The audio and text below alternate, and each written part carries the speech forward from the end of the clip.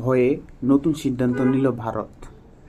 কাশ্মীরে পেহেলগামে হামলার পর ভারত ও পাকিস্তানের মধ্যে চরম উত্তেজনা চলছে। হামলার পর সীমান্তে দুই দেশের সেনাদের মধ্যে বেশ কয়েকবার গোলাগুলি ঘটেছে। এমন অবস্থায় নতুন সিদ্ধান্ত নিয়েছে ভারত।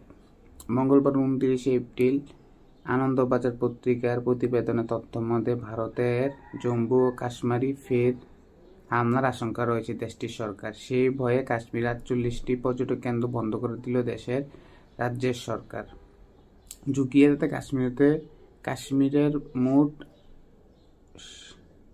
87 পর্যটক কেন্দ্র 48টি সাময়িকভাবে বন্ধ করে দেওয়া হয়। গোয়েন্দা সূত্রে বরাত দিয়ে আনন্দবাজার আনায় আবার হামলার পরিকল্পনা করেছে সন্ত্রাসীরা।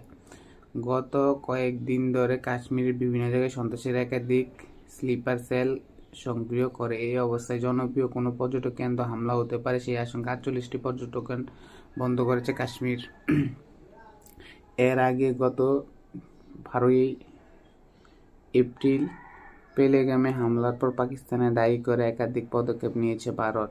আটারি সীমান্ত বন্ধ করে দিয়েছে, পাকিস্তানে ফিরে যেতে বলা হয়েছে, সব ধরনের ভিসা বাতিল হয়েছে।